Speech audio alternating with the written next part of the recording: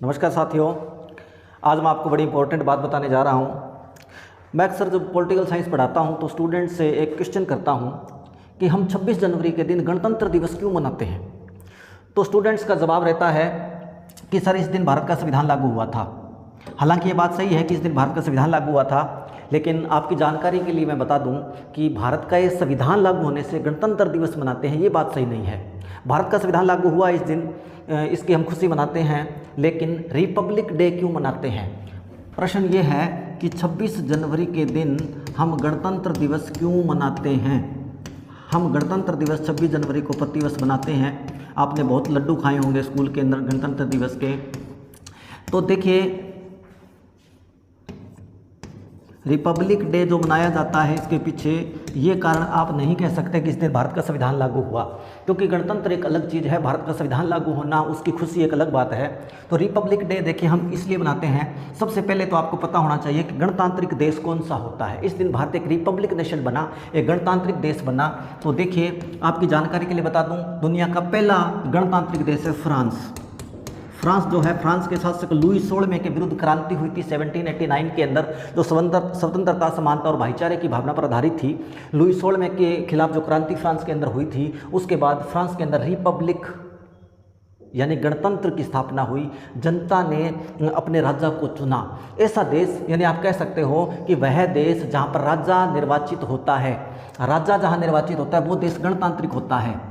देखिए, लोकतंत्र और गणतंत्र में अंतर है। लोकतंत्र जिसको डेमोक्रेसी बोलते हैं, जनतंत्र बोलते हैं, उर्दू में जमहूरियत बोलते हैं, वो एक अलग चीज़ है। उसमें क्या करते हैं, जनता वोटिंग के द्वारा सरकार चुनते हैं। सरकार के जो नुमाइंदे होते हैं, जो सरकार चलाते हैं, उसको चुना जाता है, वो लोकतंत्र होता है। जैसे ब्रिटेन की बात करें, ब्रिटेन में लोकतंत्र तो है लेकिन गणतंत्र नहीं है। ब्रिटेन एक रिपब्लिक नेशन नहीं है, गणतांत्रिक राष्ट्र नहीं है, क्योंकि वहाँ राजा का चुनाव नहीं होता। लोकतांत्रिक तो है, डेमोक्रेसी वहाँ है, क्योंकि वहाँ पर जो शासन करने वाले लोग, प्रधानमंत्री और मंत्री वगैरह है, वो वोटिंग प्रोसेस से चुने जाते हैं। जनता वोटिंग के द्वारा चुनती है भारत की तरह, लेकिन गणतंत्र यानी राजा का वहाँ चुनाव नहीं होता। तो ब्रिटेन एक लोकतांत्रिक देश तो है, गणतांत्रिक देश नहीं है। जबकि भारत की अगर बात करते हैं तो भारत एक डेमोक्रेसी यानी भारत में लोकतंत्र भी है, भारत एक लोकतांत्रिक देश भी है, इसके अलावा भारत एक गणतांत्रिक देश भी है। इसका कारण क्या हुआ कि 26 जनवरी 1950 को भारत के पहले राष्ट्रपति यानी भारत के जो मालिक हैं, जो भारत के प्रथम नागरिक होते हैं, भारत में संवैधानिक प्रमुख जो होते हैं, राष्ट्रपति ने कार्यभार ग्रहण किया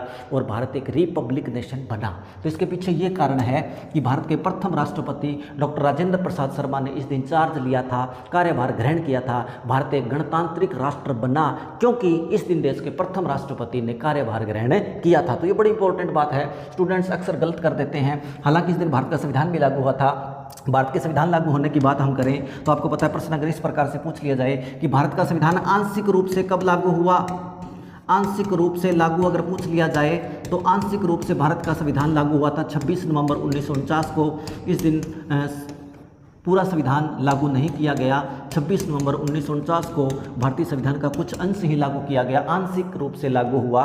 और आपको पता है भारत का संविधान पूर्णतः लागू 26 जनवरी 1950 को ही हुआ। इसके पीछे कारण है, देखिए इतना डिले क्यों किया गया। जब भारत का संविधान 26 नवंबर 1949 को बनकर के तैयार था, एकदम रेडी था, संविधान सभा के सभी सदस्यों ने हस्ताक्षर कर दिए थे, लेकिन संविधान को डिले किया गया। इसके पीछे आपको पता है कि संविधान सभा के अंदर कांग्रेस जो पार्टी है, कांग्रेस की मेजोरिटी थी, यानी लगभग जो सदस्य थे वो कांग्रेसी थे संविधान सभा के अंदर। और कांग्रेस वालों का एक थोड़ा सा मैं आपको हिस्ट्री के अंदर ले जाऊं, इतिहास में, तो लाहौर अधिवेशन हुआ। लाहौर अधिवेशन 1929, ये ऐतिहासिक अधिवेशन था कांग्रेस का। और इस कांग्रेस के इस अधिवेशन की पहली बार अध्यक्षता पंडित जवाहरलाल नेहरू ने की है। पंडित जवाहरलाल नेहरू कांग्रेस के अध्यक्ष बने थे। इससे पहले मोतीलाल नेहरू अध्यक्ष थे, पंडित जवाहरलाल नेहरू ने अध्यक्षता की। और पंडित जवाहरलाल नेहरू जो थे, इन्होंने देखिए क्या किया, इस लाहौर अधिवेशन में पहली बार पूर्ण स्वराज विधेयक पारित किया गया। पूर्ण स्वराज की मांग की गई। पहले कांग्रेस वाले ये मानते थे कि अंग्रेज भारत पर राज तो करते रहें लेकिन भारतीयों पर अत्याचार नहीं करें, लेकिन पहली बार 1929 के अंदर ये लाहौर अधिवेशन में पूर्ण स्वराज विधेयक पारित कर पूर्ण स्वराज की मांग की गई। और ये तय किया गया कि हम प्रति वर्ष अब स्वतंत्रता दिवस मनाया करेंगे। हम नहीं मानते अब अंग्रेजों का राज हम पर है, तो हम स्वतंत्रता दिवस मनाएंगे। और 26 जनवरी 1930 को कांग्रेसियों ने प्रथम स्वतंत्रता दिवस मनाया। 26 जनवरी 1930 को लाहौर के अंदर रावी नदी के तट पर तिरंगा फहराया गया। पंडित जवाहरलाल नेहरू की अध्यक्षता में पहली बार स्वतंत्रता दिवस मनाया गया। अब आपको पता है, मैंने आपको बताया कि संविधान सभा में कांग्रेस का बहुमत था, तो कांग्रेस वाले हर साल 26 जनवरी के दिन, हर साल यानी 1930 से लेकर के हर साल स्वतंत्रता दिवस मनाते हुए आ रहे थे। इस ऐतिहासिक दिन को यादगार बनाने के लिए कांग्रेस ने भारतीय संविधान को लागू करने में डिले किया है थोड़ा, यानी 26 नवंबर 1949 को संविधान लागू हो गया। इस दिन संविधान दिवस भी मनाया जाता है। नरेंद्र मोदी सरकार ने घोषणा की है, पहले नहीं मनाया जाता था। नरेंद्र मोदी जब से भारत के प्रधानमंत्री बने हैं तो पहला संविधान दिवस इनके प्रधानमंत्री बनने के बाद ही बनाया गया।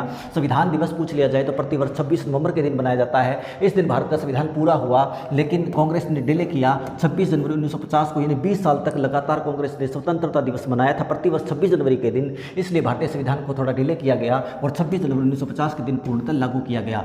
तो ये बड़ी इंपॉर्टेंट जानकारी मैंने आपको बताई है और उम्मीद है कि आपको ये बात पसंद आई होगी। इस तरह से और भी पॉलिटिकल और हिस्ट्री के जो फैक्ट्स हैं वो मैं आपके साथ साझा करता रहूँगा। आपको अगर ये वीडियो पसंद आ रहे हैं तो आप चैनल को जरूर सब्सक्राइब करें और साथ में वीडियो को लाइक भी करें, कमेंट्स भी करें।